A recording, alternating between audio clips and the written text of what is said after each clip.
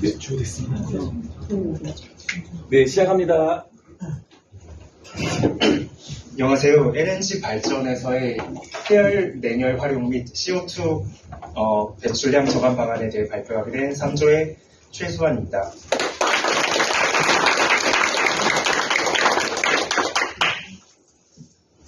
네, 여러 산업들 중 CO2를 가장 많이 배출하는 산업은 발전 산업인데요. 아무래도 에너지원으로 화석 연료를 많이 사용하다 보니 그렇게 되는 것 같습니다. 우선 오른쪽 표를 한번 보시겠습니다. 네, 석탄과 LNG의 경우 화석 연료라고 부르는데 화석 연료의 경우 CO2 발생량도 많고 발전 단가도 굉장히 높은 편인데요. 그럼에도 불구하고 발전 비중을 보시면은 CO2 발생량과 발전 단가가 현저히 낮은 원자력에 비해서 발전 비중이 그렇게 크지가 않습니다. 이러한 원인 같은 경우에는 우선 그 화석 연료의 경우에는 발전량을 인위적으로 조절이 가능하다는 장점이 있기 때문인데요.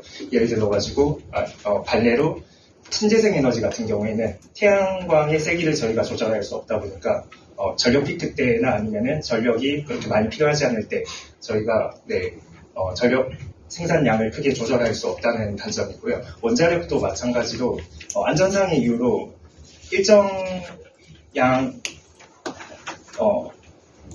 일정한 속도로 전력을 생성해야 하기 때문에 그래가지고 원자력도 단독으로 쓰이기는 어려운 그런 에너지원입니다.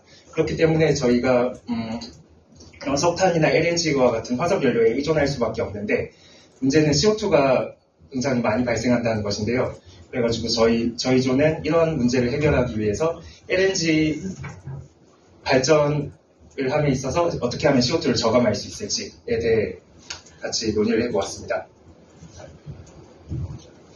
네, 그리고 AI 산업이 확대되면서 데이터 센터가 정말 많이 증설이 되고 있는데요. 그러면서 전력 수요가 증가하고 따라서 발전량이 증가하게 되면서 당연하게도 CO2 배출량이 같이 상승하게 되었습니다. 이러한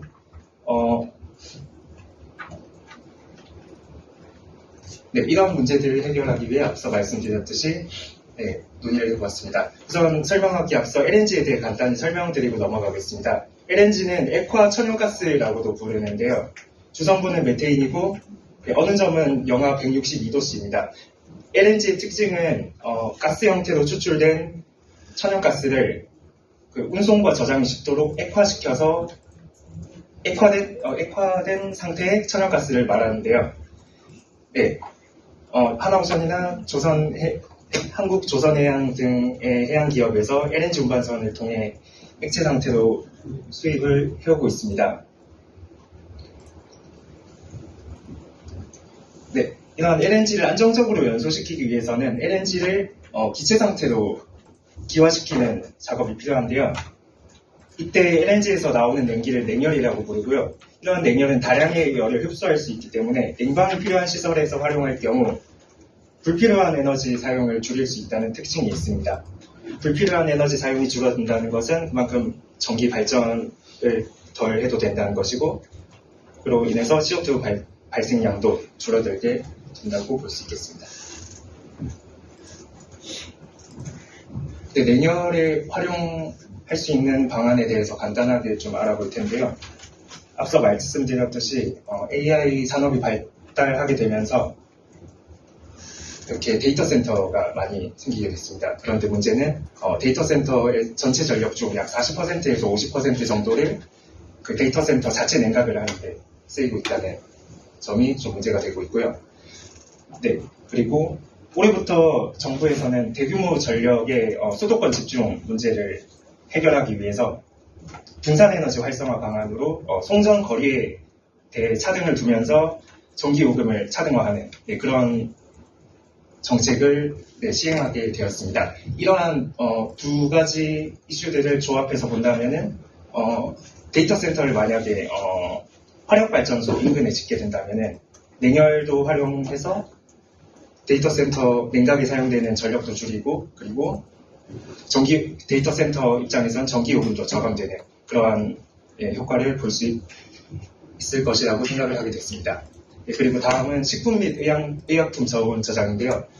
이건 간단하게 넘어가겠습니다.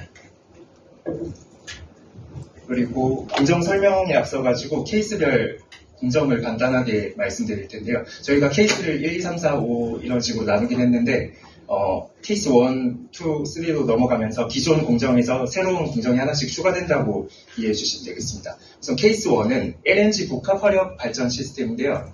네, 굉장히 고전적인 그런 LNG 복합 화력 발전 시스템이라고 생각해 주시면 되겠습니다. 그리고 저희가 거기 케이스 1에서 추가한 것이 랭킹 사이클 공정인데요. 여기서 LNG가 기화되면서 발생되는 냉열을 쿨러 역할로 사용하게 해가지고 에너지를 회수하는, 즉 냉열을 회수하는 그런 발전 시스템을 생각하게 됐습니다. 그리고 케이스 3의 경우에는 나아가가지고 LNG 발전 시 이렇게 나오는 가스를 플루가스라고 하는데요. 매연 연소가스라고 할게요. 연소가스라고도 하죠. 네, 연소가스와 방금 설명드린 랭킨 사이클, AW 같은 경우에는 냉매로서 암모니아 워터를 사용했다고 해가지고 AWRC 이렇게 부르고 있습니다. 그래서 그 뜨거운 플루가스와 차가운 AWR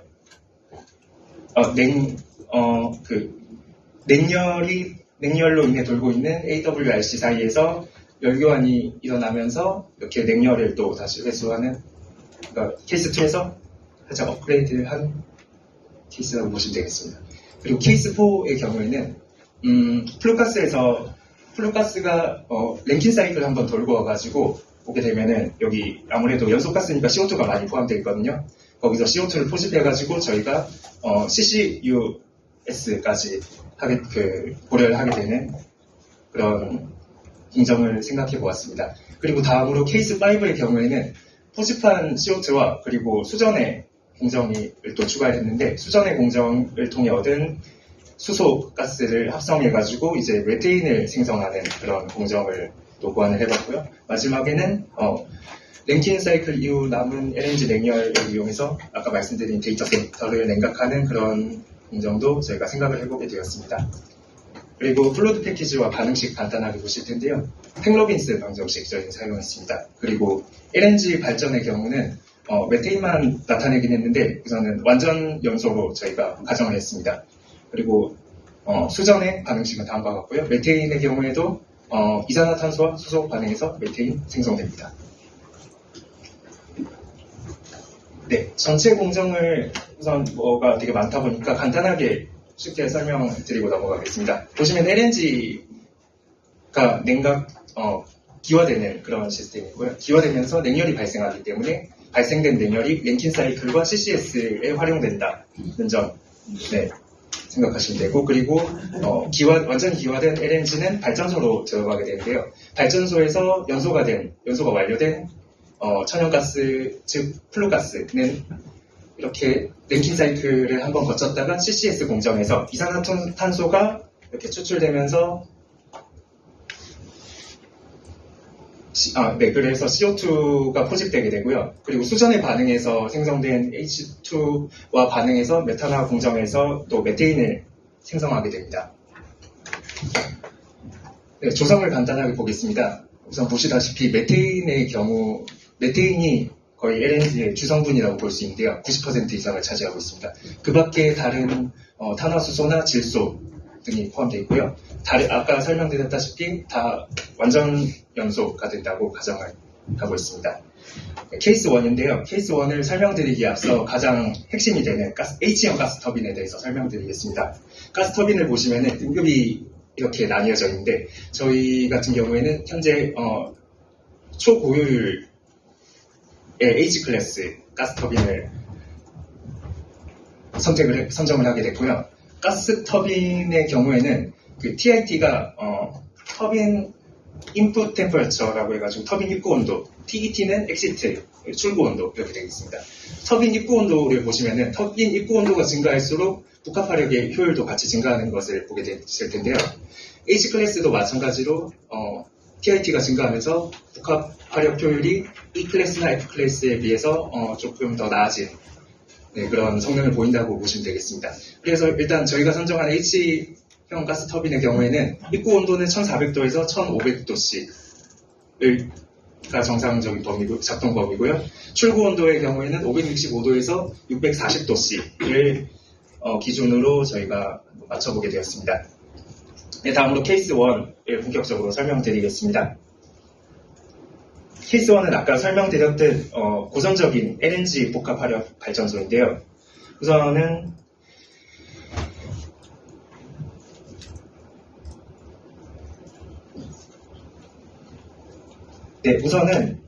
LNG를 기화시키게 될 경우 3.6억 kJ/h에 달하는 굉장히 많은 냉열이 발생하게 됩니다.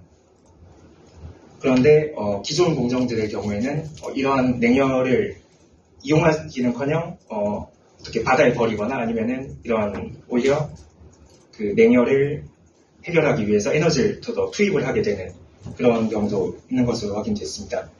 그리고 H형 가스터빈을 저희가 설계를 하게 됐는데 아까 보셨을 때 입고 온도의 범위가 1400도에서 1500도였고요. 출고 온도가 565도에서 640도였습니다. 저희가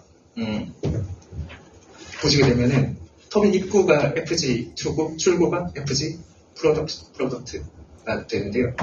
입고 온도의 경우에도 아까 보여드린 온도 범위에서 크게 벗어나지 않았고 출고 온도의 경우에도 아까 보여드린 TT 온도 범위에서 크게 벗어나지 않았기에 잘 설계했다고 보여집니다. 그리고 다음은 케이스 2인데요. 케이스 2는 아까 보여드린 LNG 발전소에서 랭킨 사이클이 추가된 그러한 공정이라고 보시면 되겠습니다. 네, 여기서 저희가 냉매를 88%의 암모니아 워터를 선정하게 됐는데요. 그 이유는 여기 아래 그래프를 보시게 되면은 X축은 암모니아의 농도, 그리고 Y축은 발전 효율이 됩니다. 그래가지고 지금 그래프를 보시게 되면은 0.9에 가까운 지점에서 효율이 최고점을 찍는데 이때가 88%의 암모니아 수가 됩니다.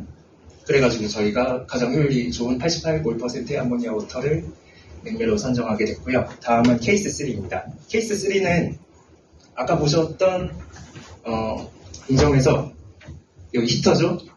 E101을 없애고 가스터빈을 에서 나온 플루가스가 이렇게 연결되면서 플루가스와 여기 암모니아 워터가 이렇게 직접적으로 열교환을 하는 그런 공정이라고 보시면 되겠습니다. 네, 다음은 랭킨 사이클의 효율을 계산하기 위해서 각 출력과 동력 그리고 순출력 이런 인자들을 정리해 봤는데요. 결과적으로 효율은 22.92%가 나오게 되었습니다.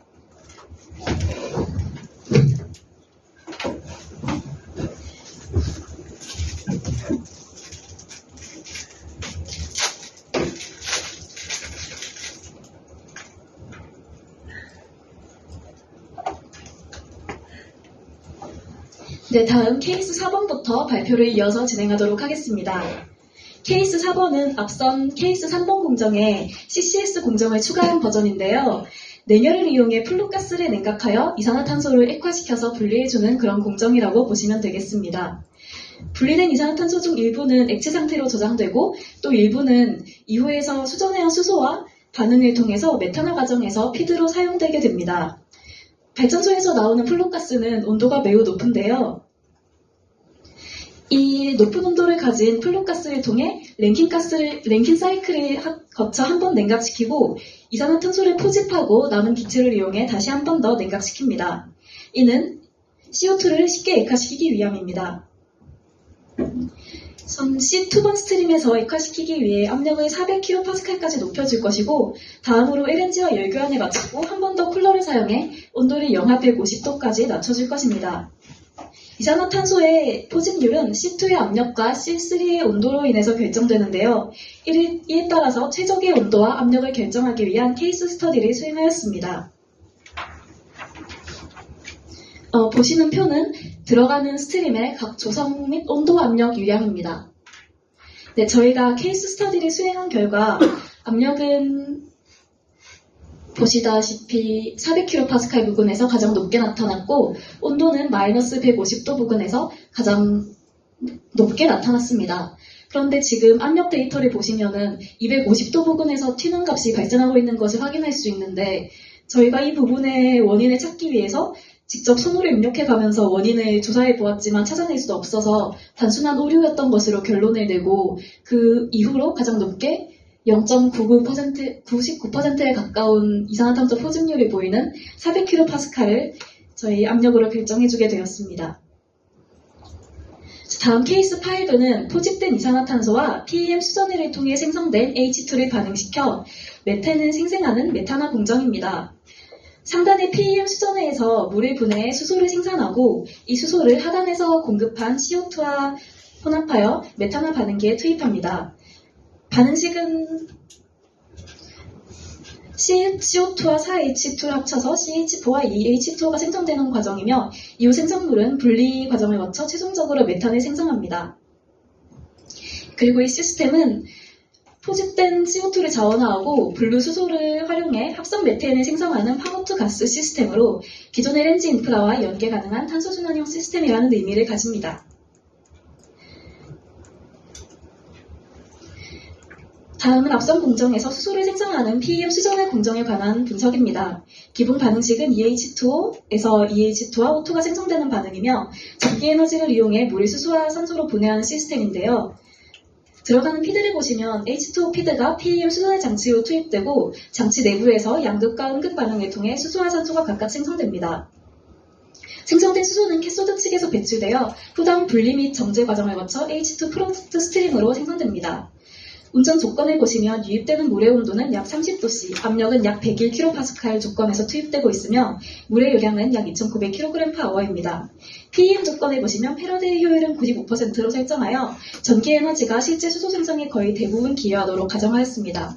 셀수는 670개, 운전 온도는 약 40도씨 조건으로 설정하였습니다. 이 조건에서 생성되는 수소는 약 20kg/h 수준이며 이는 현실적인 조건 하에서 후단 메탄화 반응에서 필요한 수소 요구량에 만족하도록 설계된 값입니다. 그리고 지금 보고 계시는 그래프 값은 저희 셀 개수와 스택 넘버에 따른 수소 생성량인데요. 아무래도 셀 개수와 스택 넘버가 올라가면은 수소 생산량은 높아지지만 그만큼 소모되는 전력이 커지기 때문에 저희가 필요한 만큼만 생산할 수 있도록 저 정도 현실적인 과정에서 저 정도로 조정해 줬다고 보시면 되겠습니다. 다음은 메테인 공정 운전 조건에 대해 말씀드리겠습니다. 메탄화 공정에서는 수선으로 생성된 수소와 CCS를 통해 포집된 액화 이산화탄소를 혼합하여 반응기에 공급하게 됩니다. 이때 두 스트림의 압력이 다를 경우 믹서 입구에서 압력 차로 인한 역류의 위험이 발생합니다. 이를 방지하기 위해 수소 프로덕트 스트림 후단에 압축기를 배치하여 이산화탄소 유입 공정과 조건과 동일하게 압력을 맞추어 주었습니다.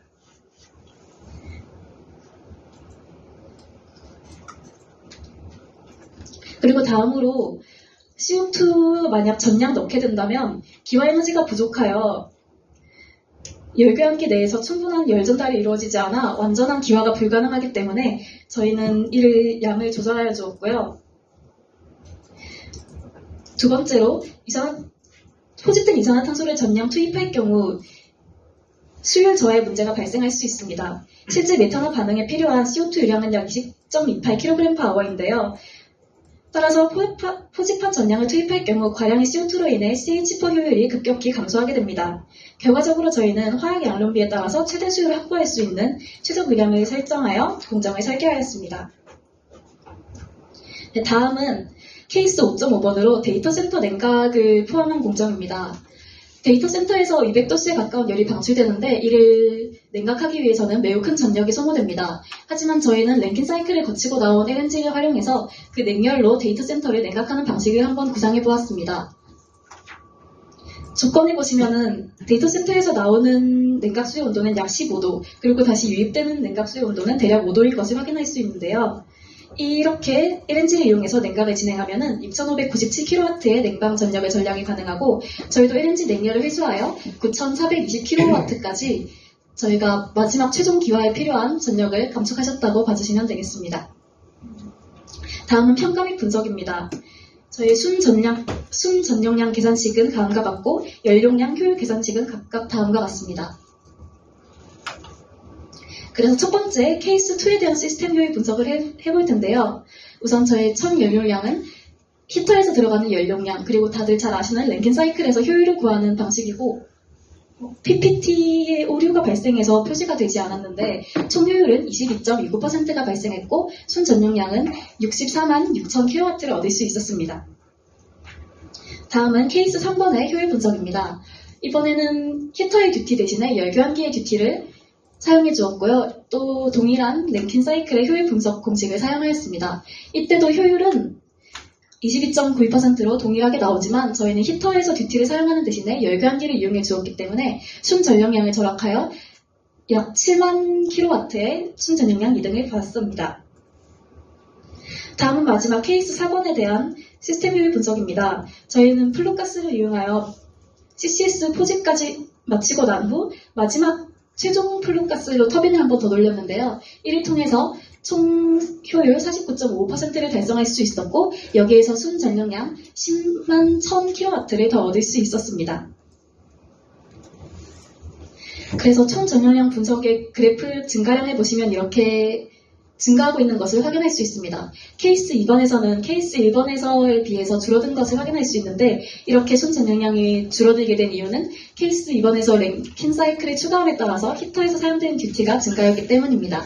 그리고 그 이후에 다시 LNG 페어를 이용해서 랭킨 사이클을 사용한 경우에는 순 전용량이 늘어났습니다.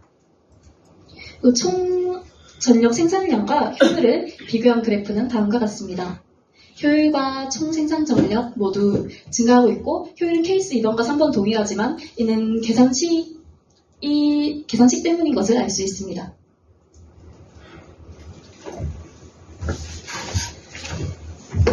네, 다음으로는 이 LNG 냉열 회수율 분석을 진행하는데요.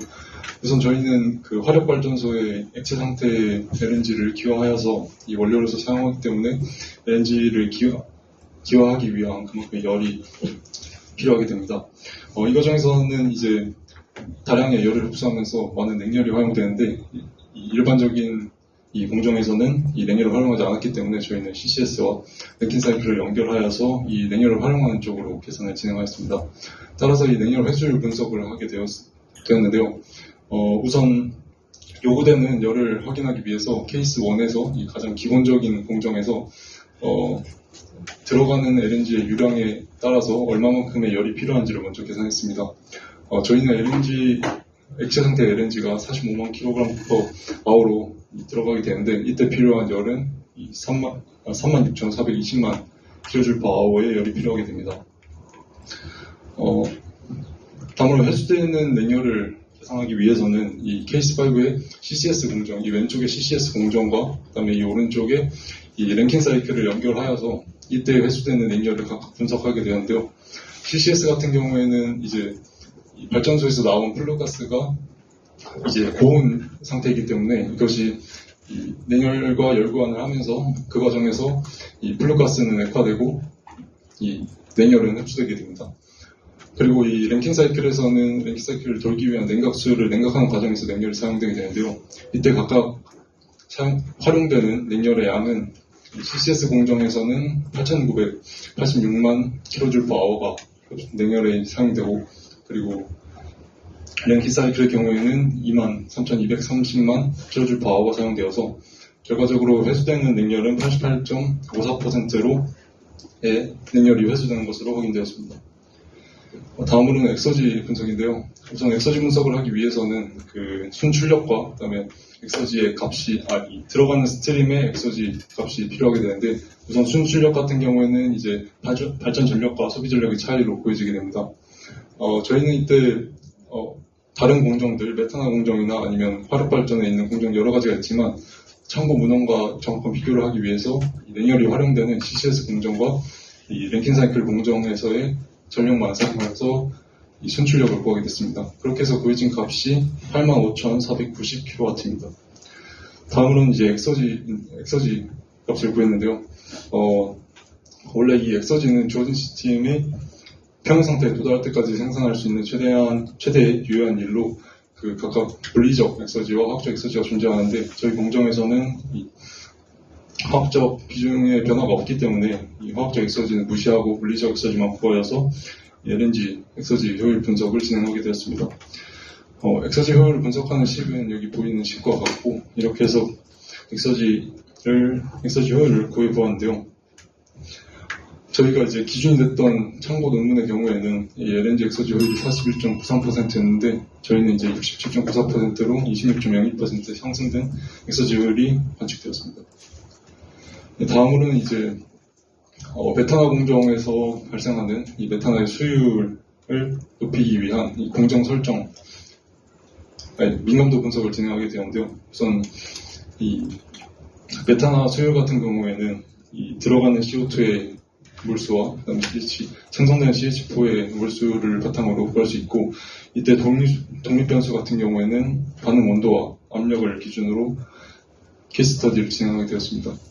온도 범위를 설정할 때는 저희가 이제 깁스 반응기를 사용해서 그 평형 상태로 항상 유지되어서 수율은 항상 나오지만, 이 반응 온도가 200도 미만으로 가게 되면 반응 속도가 현저히 낮아지면서 전환이 이루어지지 않습니다.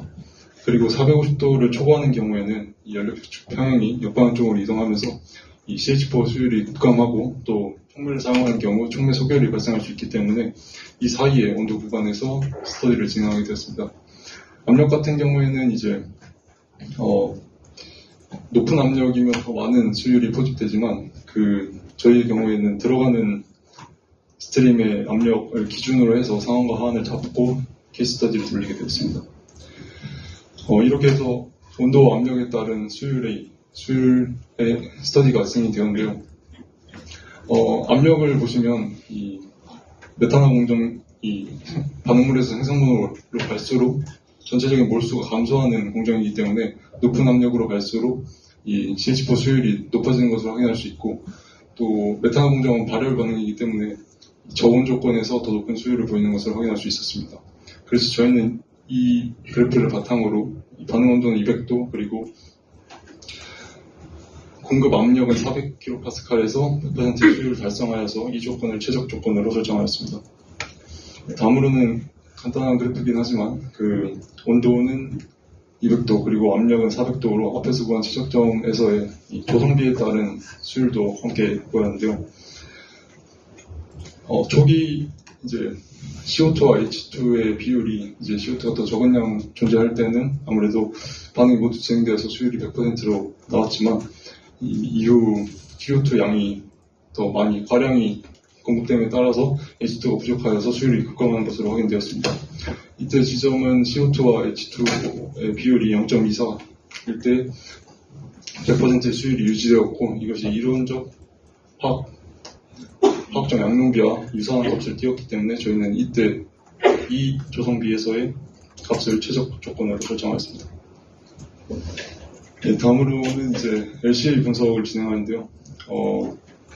우선 CCS를 적용하기 전에 이 전체 공정에서 발생하는 CO2의 총량을 먼저 계산하였습니다. 총 CO2 배출량 같은 경우에는 이제 LNG에서 생산되는 CO2와 그다음 발전소에서 배출되는 CO2의 합으로 구하였고요. 그 합은 76만 8,100kg/h가 총 배출되는 것으로 확인되었습니다. CCS를 적용하였을 때는 발전소에서 배출되는 CO2의 일부가 포집이 되었는데요. 여기서 발전소에서 배출되는 CO2 같은 경우에는 130만 100kg/h가 배출이 되었는데, 이 CO2 포집 CCS 공정을 통해서 127만 8,900kg/h가 포집이 되었고, 결과적으로 이 저감률을 계산했을 때 72.3% 저감되는 것으로 확인되었습니다. 이는 이 전체 공정에서 CO2를 다량 생산하는 이 발전소에서 배출되는 CO2의 대부분을 포집함으로써 이 전체적인 탄소 저감 효과를 볼 수 있음을 확인한 결과입니다. 빨리 하겠습니다. CO2 이제 앞에서 메탄화 공정을 통해서 포집된 CO2를 활용하는 공정도 있었는데요. 이에 대한 LCA 진행한 결과 총 포집된 127만 8,900kg/h에서 이제 되게 적은 양이긴 하지만 106.3kg/h를 메탄화 공정에 투입하여서 38.738kg/h의 메탄을 생산하게 되었습니다. 이것을 LCA로 계산했을 때 0.03% 정도의 매우 작은 효율이긴 하지만, 이 들어가는 CO2의 유량을 설정하게 된 기준이 이 PM 수전회를 통해서 생산된 H2의 양에 맞춰서 공급량을 조절하기 때문에 추후에 이제 수소 공급원을 확보하게 되면은 보다 높은 환경 개선이 될 것으로 확인됩니다. 이 환경적인 의미는 눈으로 확인하시기 바랍니다. 다음은 이제 알로하 위험성 평가인데요. 알로하 위험성 평가 같은 경우에는 이제 두 가지 케이스를 대상으로 진행하였는데, 왼쪽의 경우에는 이제 메탄, 화력발전소에서 발생한 메테인이 이제 터빈으로 들어가기 전 그 고온 고압의 메테인이 흐르는 기체 파이프에서의 이 위험성 평가이고, 오른쪽 같은 경우에는 이제 수전에서 생성된 H2가 메탄화 공정으로 들어갈 때 발생하는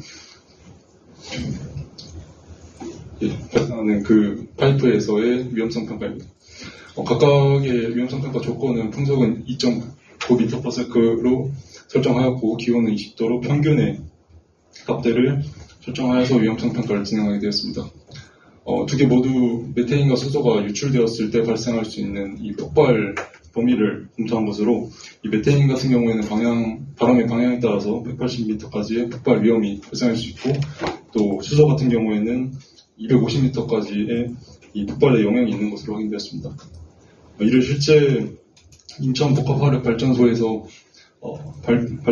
메테인과 수소의 유출이 일어났을 때 발생할 수 있는 그 미친 영향을 구글 어스를 통해서 확인한 결과인데요. CH4 메테인 같은 경우에는 이제 그 관에서 흐르는 스트림의 조건이 온도가 1501도 그리고 압력이 8000kPa로 매우 높은 조건이라서 실제로 600m 이내, 이 자료가 잘못되었는데 화력발전소는 600m 이내, 그리고 이 수소 스팀 같은 경우에는 130m 이내에서 폭발 위험이 있는 것으로 확인이 되었습니다. 마지막으로 결론만 정리하고 끝내겠습니다. 이 결론 같은 경우에 이제 이 에너지 냉열 효율은 앞에서 말씀드린 것처럼 CCS 열교환에서는 24.67%, 그리고 랭킨 사이클에서는 63.78%의 냉열을 회수함으로써 총 45.54%의 냉열을 회수하는 것으로 확인되었고, 엑서지 효율은 기존 참고 문헌에 비해서 21.06% 개선된 것을 확인할 수 있었습니다. 메테인 수율을 가장 높이는 최적 조건도 함께 찾아보았고요. LCD 분석을 통해서 현재 저희 CCS 공정이 73.2%의 산소 저감이 된다는 것 또한 확인하였습니다. 끝으로 위험성 평가도 함께 하면서 분석하겠습니다. 마치겠습니다.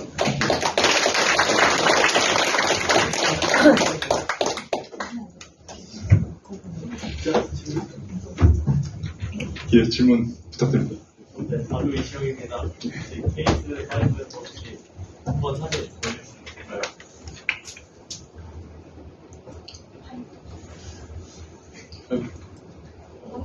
이 정도 다음 거에서 혹시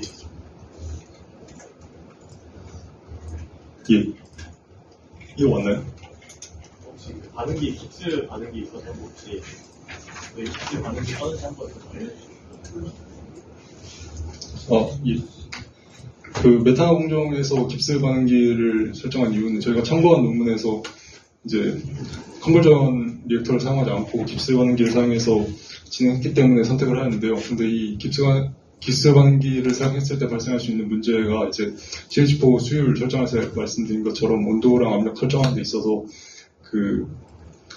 원래 수율이 나오면 안 되는 조건에서도 수율이 나와서 그거를 따로 고려하여서 이제 일드 계산할 때 반영했습니다. 이 깁스를 선택한 이유는 다른 건 없고 그 참고한 문헌에서 그걸 사용해서 아마 사용한 것 같습니다. 감사합니다. 그 공정 과정 자체가 이제 LNG를 가스화하는데 나오는 냉열을 활용하시는 공정인 거잖아요. 그러면 그렇게 가스화한 LNG는 어디에다가 사용하는 거예요? 원래 저희가 맨 처음에 뼈대가 됐던 논문이 딱 LNG의 냉열만 사용하고 이제 나가는 스트림으로 되어 있었는데, 저희가 이제 이 기체 상태의 LNG가 화력 발전의 원료로 사용이 되거든요. 그래서 저희가 그거를 연결을 해서 이번 공정을 만드는 게 목표였어서, 여기 보시면 여기 L3 스트림에서 나가는 게 이제 기화된 LNG고, 이게 화력 발전소로 들어가서 이제 터빈이랑 돌리면서 이 발전을 하고 이제 블루가스로 나오고 그걸 이제 다시 활용까지 하는 공정을 연결해 본 겁니다. 근데 궁금한 게 예. 그렇게 해서 그 발생한 이산화탄소를 지금 액화시키는 공정이 되잖아요. 예. 근데 저렇게 다 할 정도의 냉률이 충분하게 나오는 건가요? 그 그 발전 뒤에 보시면 그 이산화탄소를 액화도 시켜야 되고 근데 그 와중에 이제 발전도 해야 되고 막 이러다 보니까 이게 충분한 냉열이 공급이 되는지에 대해서 조금 궁금했어요. 네, 맞습니다. 저희가 그 처음에 딱 그렇게 해서 여기에 원래 데이터 센터도 있고 다른 공정들이 여러 개 있었는데 여기 나오는 플루가스의 유량에 비해서 저쪽 냉열에 그냥 LNG가 공급되는 유량이 되게 적어서 그 충분한 이제 냉열이 없어서 만약에 충분한 냉열이 있으려면 저희가 생각하는 것보다 훨씬 많은 국가에서 사용하는 정도의 LNG가 필요해서 저희가 그거는 아무래도 안 될 것 같아서 공정을 개선해서 이 최대한 냉열 해소를 최대한 한쪽으로 하고 대신 부족한 부분은 그냥 원래대로 쿨러를 하나 설치해서 보충하는 걸로 해서 해결을 했습니다. 사실 해결은 아니고 추후에 더 아마 해봐야 되겠습니다. 감사합니다. 예, 지금 혹시 LNG 온도를 상온까지 올린 후에 연소시킨 이유가 따로 있을까요? 혹시 잘 안 들려서 한 번만 다시. LNG 온도를 상온까지 올린 후에 연소시키는 이유가 따로 있을까요?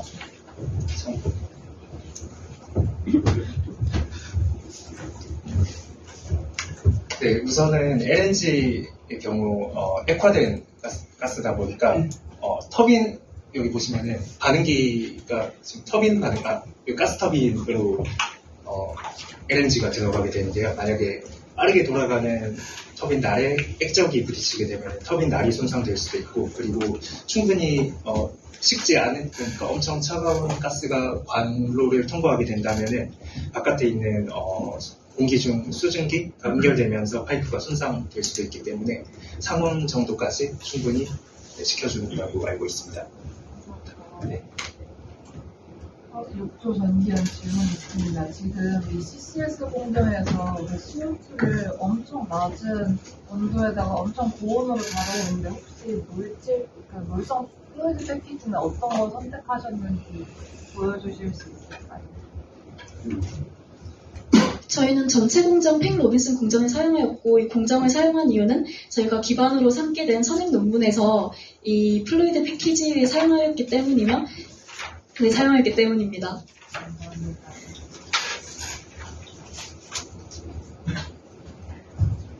네, 저 질문 드리겠습니다. 혹시 엑서지 결과 한번 보시면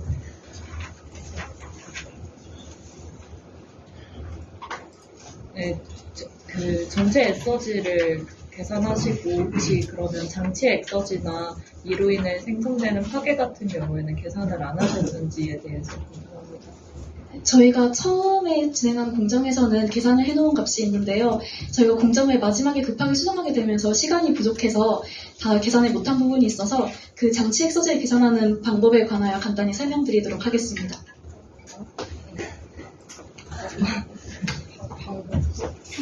간단하게. 엑서지 손실 그 장치 들어가는 엑서지랑 나가는 엑서지의 차이로 계산을 원래 했었는데 기존에 이제 공정이 좀 바뀌어가지고 값들이 바뀌어서 그 결과값을 사용하지 못하게 됐었는데 그때 결과값을 봤을 때는 그 발전소 쪽에 있는 반응기에서 손실이 제일 컸던 걸로 결과가 나왔었습니다. 네. 그러면은 정말 간단한 질문 하나 더 있는데 그렇다면 해당 논문을 제출했을 때 여기서 뭔가 추가가 되거나 아니면 어떤 부분이 개선된 형태로 될 것 같은지 이제 완성된 논문의 내용은 어떤 형태로 갈 것 같은지에 대해서 질문하고 싶습니다. 저희가 사실 케이스 5.5번으로 데이터 센터를 표시한 이유가 케이스 6으로 표시하지 않은 이유가 있는데요. 데이터 센터 냉각 공정을 저희가 제대로 구현을 하지 못했을 뿐만 아니라 거기에 따른 효율의 증가도 계산을 하지 못했기 때문에 이러한 방향으로 실현할 가능성이 있겠다 정도로만 표시해 놓은 것이라서 이 부분을 좀 더 발전시키면은 LNG 냉열을 더 활용할 수 있는 방식의 논문을 작성할 수 있지 않을까 싶어서 실제로 논문을 작성할 때는 그 부분에 대한 조사를 포함해서 네, 작성하게 될 예정입니다. 감사합니다. 네, 감사합니다. 아직 질문 안 하신 조 있을까요? 자, 이제 질문은 이제 다 끝났고, 참고로 우리 3조가 어제 아침 공정 바뀐 케이스였어요.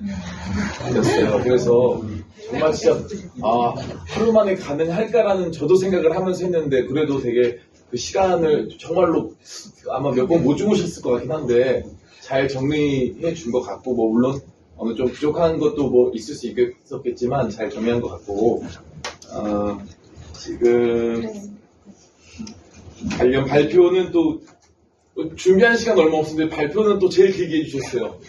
네, 32분이 좀 넘게 해주셔가지고 우리 고생했다고 말씀드리고 싶고, 우리 이것으로 우리 마지막 3조 발표까지 마치도록 하겠습니다. 큰 박수 한번 주세요.